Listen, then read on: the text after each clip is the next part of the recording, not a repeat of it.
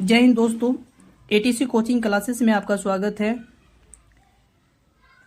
इस वीडियो में हम लोग क्लास 10th के रसायन शास्त्र के प्रथम अध्याय को अध्ययन करेंगे। इसके पिछले वीडियो में हमने कुछ महत्वपूर्ण प्रश्नों को पढ़ा था। अब हम आगे कुछ महत्वपूर्ण प्रश्नों को पढ़ेंगे। इस अध्याय में हम लोग रासायनिक अभिक्रिया के प्रकार को पढ़ेंगे, जो हमारे बिहार बोर्ड में बहुत सारे प्रश्न पूछे जाते हैं। हम लोग ये सीखेंगे कि रासायनिक अभिक्रिया के प्रकार कितने होते हैं, कौन कौन से होते हैं, कहाँ पे कैसा यूज होता है, कहाँ पे किसका उपयोग होता है और कौन से प्रश्न एग्जाम में पूछे जाते हैं। तो आशा करता हूँ आप लोग इस वीडियो को शुरू से लेकर अंत तक जरूर देखेंगे। तो हम लोग कह सकते हैं कि रासायनिक अभिक्रिया के प्रकार, जी हाँ, रासायनिक अभिक्रिया के निम्नलिखित प्रकार होते हैं। तो रासायनिक अभिक्रिया के बहुत सारे प्रकार होते हैं। तो उसमें से प्रकार सबसे पहले हमारा आ जाता है संयोजन या संश्लेषण अभिक्रिया। तो इस अभिक्रिया को जानने के लिए हमें इसकी परिभाषा को जानना पड़ेगा।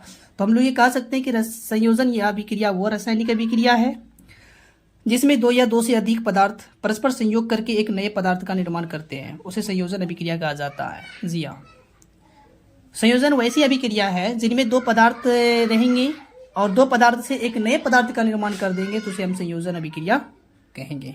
एग्जाम्पल के रूप में हम देखेंगे तो हम ये कह सकते हैं कि हाइड्रोजन और ऑक्सीजन जब आपस में संयोग करेंगे और संयोग करके एक नए पदार्थ का निर्माण, जैसे कि जल का निर्माण कर रहा है, तो हाइड्रोजन और ऑक्सीजन आपस में संयोग करके जल का निर्माण किया, तो ये हमारा संयोजन अभिक्रिया के ही उदाहरण कहलाएंगे।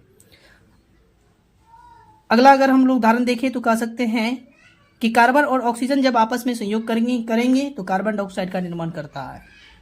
जी, इधर हम लोग देख सकते हैं कि हमारे पास दो अलग अलग पदार्थ है, दो अलग अलग पदार्थ आपस में संयोग करके एक नए पदार्थ का निर्माण कर रहा है। जब एक नए पदार्थ का निर्माण करेंगे तो उसे हम संयोजन या संश्लेषण ही अभिक्रिया कहते हैं। तो इसके उदाहरण को समझने के लिए अगर हम लोग ये कह सकते हैं कि अगर हमारे पास हाइड्रोजन है और ऑक्सीजन है, हाइड्रोजन अलग पदार्थ है और ऑक्सीजन अलग पदार्थ है, पदार्थ को हम तत्व के नाम से भी कह सकते हैं।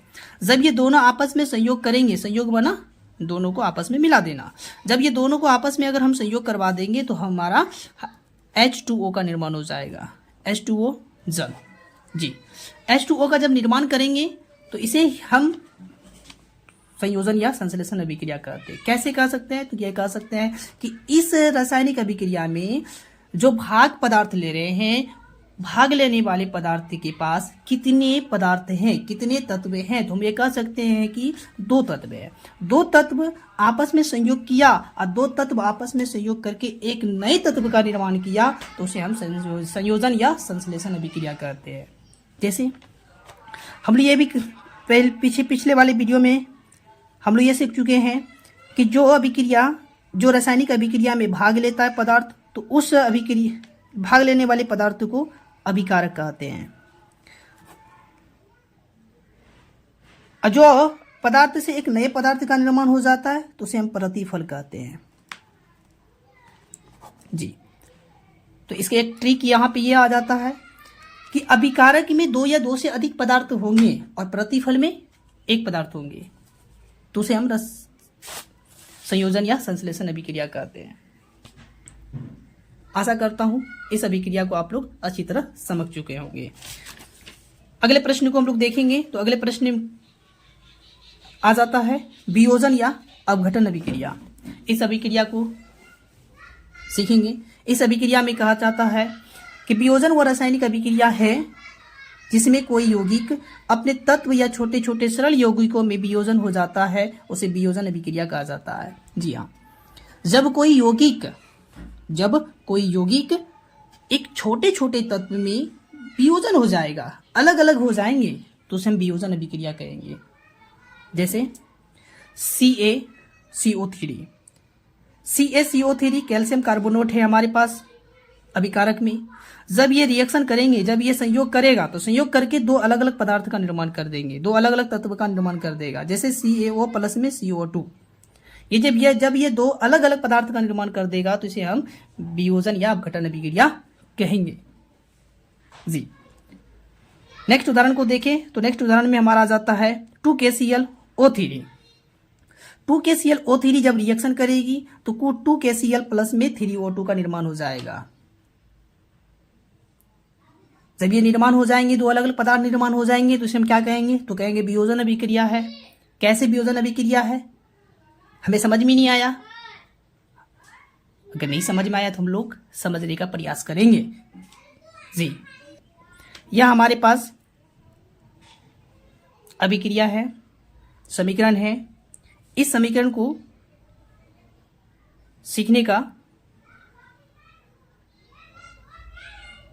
इस समीकरण को सीखेंगे।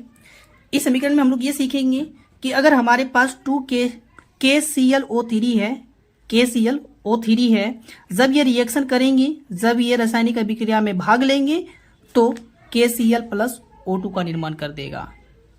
जी हाँ, जब ऐसा अभिक्रिया हमें दिखाई देंगे तो इस अभिक्रिया को हम लोग कौन सी अभिक्रिया कहेंगे?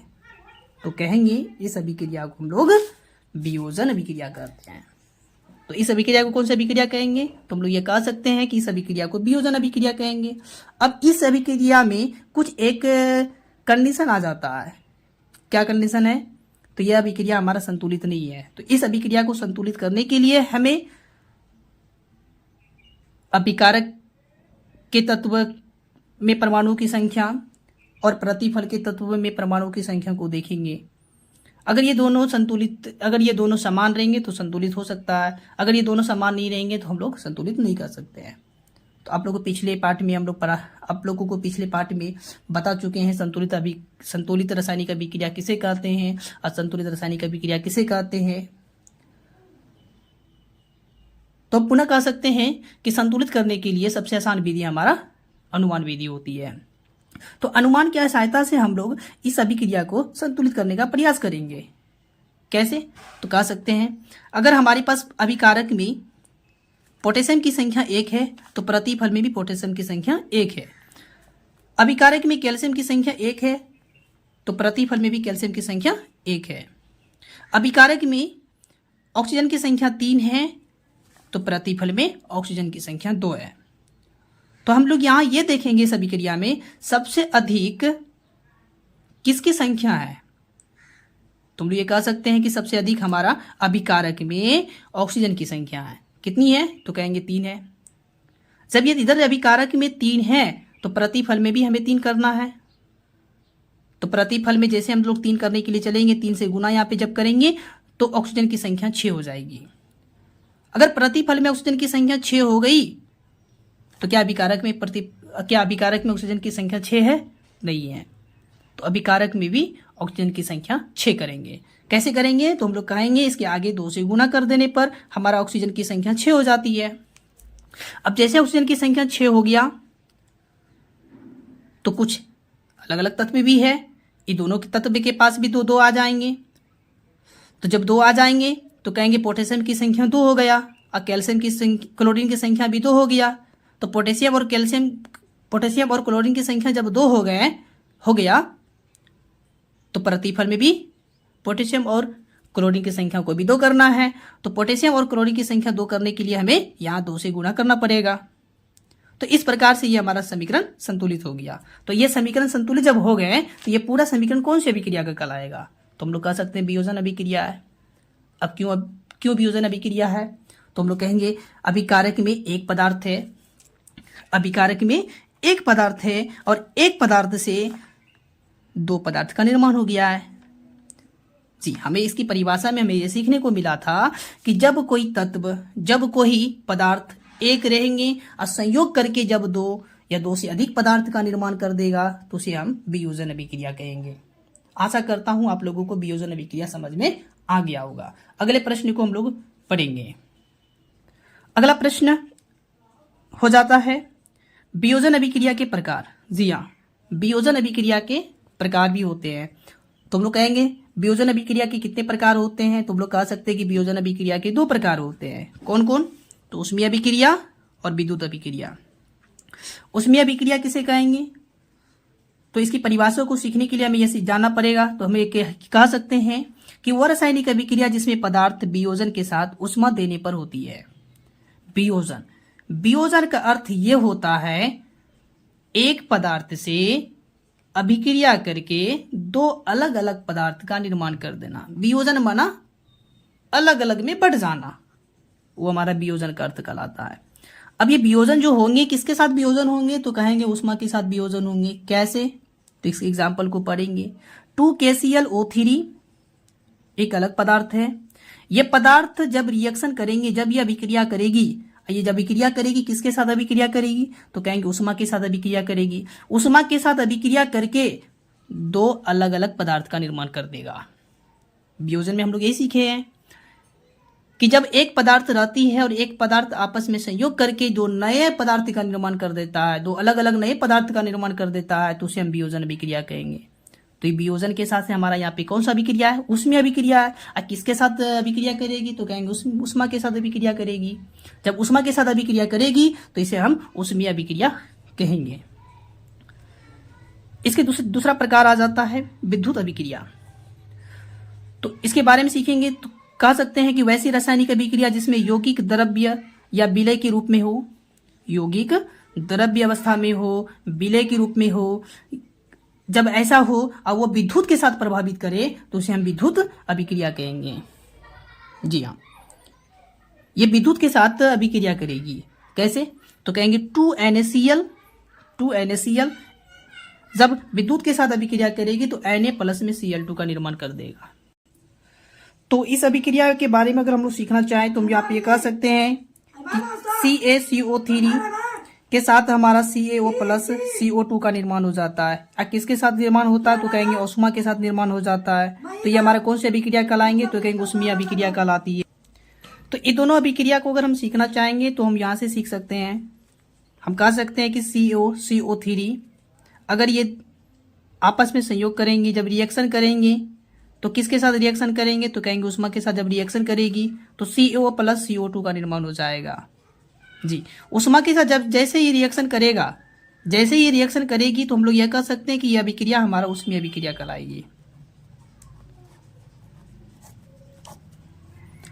अगर विद्युत के साथ रिएक्शन करती है तो कहीं विद्युत वियोजन अभिक्रिया कहलाएगी। तो यहां हमें यह सीखने को मिला कि जो अभिक्रिया उष्मा के साथ अभिक्रिया करती है तो हमारा उष्मीय अभिक्रिया, और जो हमारा विद्युत के साथ अभिक्रिया करती है वो हमारा विद्युतीय वियोजन अभिक्रिया।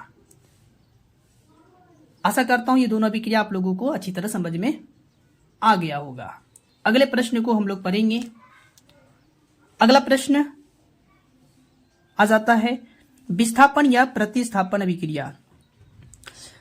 विस्थापन या प्रतिस्थापन अभिक्रिया, तो कहेंगे विस्थापन वो रासायनिक अभिक्रिया है जिसमें किसी यौगिक के अणु के किसी एक परमाणु अथवा समूह के स्थान पर कोई दूसरा परमाणु अथवा समूह आ जाता है, उसे विस्थापन अभिक्रिया कहते हैं। जब हमारे पास कोई यौगिक रहेंगे, जब यौगिक के किसी एक परमाणु अथवा समूह के पास कोई दूसरा परमाणु या अथवा समूह आ जाता है तो उसे हम विस्थापन अभिक्रिया कहते हैं। एग्जाम्पल में जैसे तो कहेंगे Fe+ में CuSO4। जब हमारे पास कोई यौगिक रहेंगे, ये यौगिक जब उठकर FeSO4 के पास उठकर चले जाएंगे रिएक्शन के बाद और कॉपर हमारा अलग हो जाएगा, तो इस अभिक्रिया को हम लोग विस्थापन अभिक्रिया कहेंगे। तो इस अभिक्रिया को समझने के लिए हमें कुछ पॉइंट को सीखना पड़ेगा। जैसे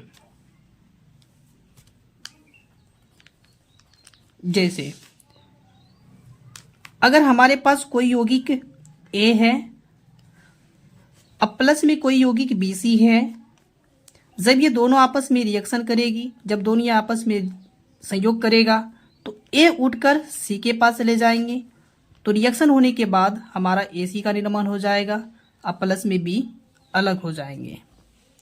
जी हाँ, A उठकर C के पास चले जाएंगे और B हमारा अलग हो जाएंगे। तो इसी चीजों को यहाँ समझने के लिए हम इस रिएक्शन को लेना चाहें तो इस रिएक्शन के बारे में कह सकते हैं कि हमारे पास Fe है, Fe के साथ CuSO4 है।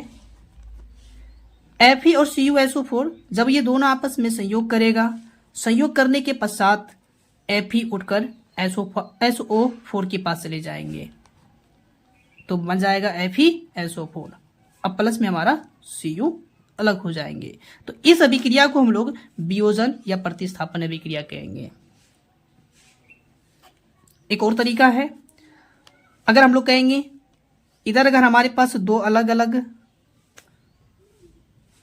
तत्व यौगिक रहते हैं, अगर प्लस में एक यौगिक हमारे पास मिलता है, जब ऐसा रिएक्शन करेगी तो इस रिएक्शन के बाद हमारा किस प्रकार से हमारे पास नए पदार्थ का निर्माण होंगे, तो हम कह सकते हैं तो इसमें हमारा ए उठ के चले जाएंगे सी के पास, ए रिएक्शन करेंगे सी के साथ, और बी अलग हो जाएंगे। जैसे अब हम लोग अगले अभिक्रिया को पढ़ेंगे। अगले अभिक्रिया आ जाता है उभय विस्थापन अभिक्रिया या द्वि विस्थापन अभिक्रिया। तो इस अभिक्रिया को जानने के लिए हम इसकी परिभाषा को सीखेंगे। इसकी परिभाषा में ये सिखाती है, इसमें कहा जाता है कि वह रासायनिक अभिक्रिया जिसमें यौगिक के आयनों अथवा घटकों के आदान प्रदान होती है तथा दो नए यौगिक का निर्माण होता है, तो उसे उभय विस्थापन अभिक्रिया कहते हैं। क्या हमें सीखने को मिला? तो इसमें जो यौगिक रहेंगे, यौगिक के जो आयने रहेंगे या अथवा कोई घटक रहेंगे, उसके आदान प्रदान होंगे। आदान प्रदान मतलब सर एक चल जाएंगे उसके साथ और दूसरा उठ के चल जाएंगे तीसरे के साथ। जब ऐसे परिवर्तन होंगे तो इस परिवर्तन के अनुसार से हम लोग ये कह सकते हैं कि ये हमारा कौन सा अभिक्रिया, उभय विस्थापन अभिक्रिया हो सकते हैं। कैसे हो सकते हैं? तो हम इस चीजों को सीखने के लिए यहाँ पे हम लगाएंगे दिमाग। इस चीजों को सीखने के लिए यहाँ पे हम चीजों को देखेंगे। हम कह सकते हैं कि हमारे पास अगर दो AB है, AB के साथ CD रिएक्शन में आ रहा है, AB है, AB के साथ CD जब संयोग कर रही है तो A उठकर D के पास चल जा रहा है, अब B उठकर C के पास आ जा रहा है। तो इस प्रकार जब ये दल बदल वाला कानून करेगा, आप लोगों को मालूम होगा दल बदल कानून किसे कहते हैं। आप लोग जब इतिहास पढ़िएगा तो उसमें दल बदल के बारे में सीखिएगा। तो